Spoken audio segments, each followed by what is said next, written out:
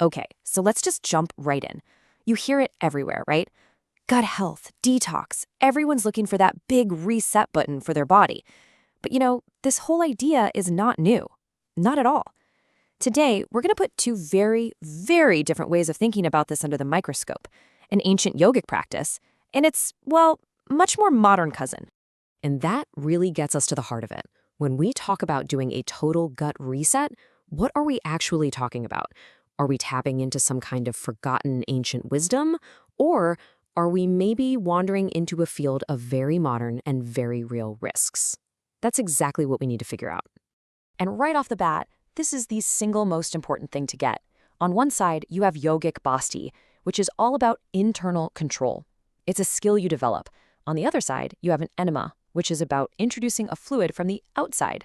One is a discipline you have to learn. The other is a tool that you use. They couldn't be more different. So let's start by rewinding the clock a bit and really understanding what Bastia was all about in its original context. Because this isn't just about flushing your system like we think of it today. No, this was about purification, about preparing the body for something more. You see, the first thing to know is that Basti is considered a Kriya. Now, that's a Sanskrit word that means a cleansing act. In classical Hatha Yoga, these weren't just casual health tips. Kriyas were serious, disciplined techniques. The whole point was to prepare your body and your mind from much deeper practices, things like meditation and advanced breath work. And what's really fascinating is that one of the classic yoga texts, the Garanda Samhita, actually describes two different paths for this. There's Jala Basti, which you do in water, and Sthala Basti, or dry Basti, which you do on land. And that dry version? It relies completely on an incredible amount of muscular control over your abdomen and your pelvic floor. And this is where you start to go, whoa, okay, this is serious. The water method has you squatting in water and then, get this, using your own internal muscles to create a vacuum to actually suck water into your colon and then push it back out. I mean, that is a level of bodily control that is just worlds away from anything we think of today. So why would they do this? What was the goal? Well, if you look at a foundational text like the Hatha Yoga Pradipika, the claimed benefits were huge. They believed it could fix physical problems caused by what they called excess wind, bile, and phlegm, which in the Ayurvedic and yogic systems are the root causes of imbalance. But notice the last part. It was also meant to bring calmness to the mind. All right, now let's hit the fast forward button and come back to our time. Let's talk about the Enema. This is where we see a practice that started as a very specific medical tool transform into this huge wellness trend. And look, Enema is not just one thing. It's a massive spectrum. You've got your basic water or saline ones that doctors might recommend for constipation. You've got mineral oil ones for lubrication. There are powerful sodium phosphate types used to clear you out before a colonoscopy. And then you get into the wellness world with herbal infusions and the one that causes the most debate, the coffee enema. And we really have to stop and focus on coffee enemas for a second, because the scientific literature is crystal clear on this. While they're incredibly popular in some circles for detox, the clinical evidence just isn't there for the benefits. What is there, though, are a lot of well-documented reports of serious, serious harm. So this is the moment of truth, right? How do all these ancient claims and these modern wellness trends actually stack up when you put them under the scientific microscope? Let's put them head to head and see what the evidence says.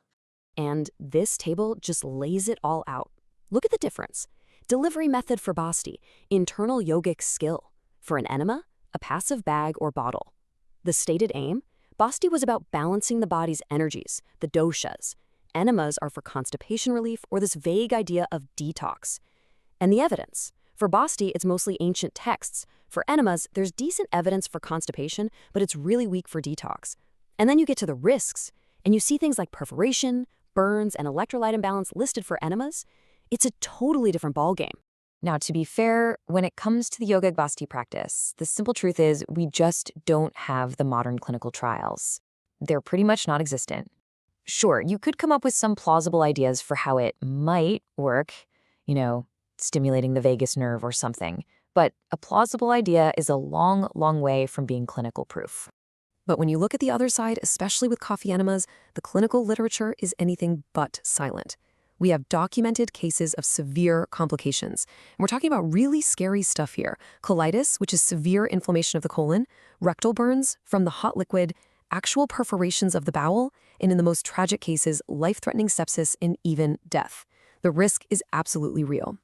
Okay, so given those very real risks, we have to talk about safety. This is non-negotiable. These are not things to be messed around with casually. So let's run through the essential safety checklist based on what the medical experts say.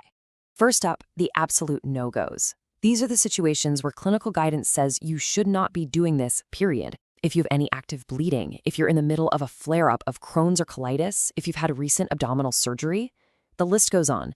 The potential for harm is just too high. And next are the red flags. These are the warning signs. If you are ever doing any kind of rectal cleanse and you experience any of these, you stop immediately and you get medical help. Sudden sharp pain, feeling dizzy or faint, any bleeding at all, or getting a fever afterward, those are all signs that something has gone wrong. So we've looked at the history, the methods, the claims, and the hard evidence. What does it all add up to? What is the big takeaway when we're thinking about this whole idea of a reset? It really all boils down to this one simple, powerful distinction. It's internal versus external. Basti, in its pure classical form, is a discipline. It's about developing a profound, almost unbelievable level of internal body awareness and control. And Enema is just applying an external tool to your body. And this quote from the source material just perfectly sums it all up. Yes, rectal cleansing can be a useful medical tool for very specific, defined reasons, like severe constipation under a doctor's care. But, and this is the crucial part, it is not a casual wellness hobby. Which leaves us with a final question to really chew on. When we're searching for that reset, what are we actually looking for? Are we chasing this idea of a mythical, scientifically unproven detox? Or is the real goal something else? Maybe it's about cultivating that disciplined awareness of our own bodies, like the ancient yogis were trying to do, and learning to use powerful medical tools responsibly, but only when they are absolutely necessary.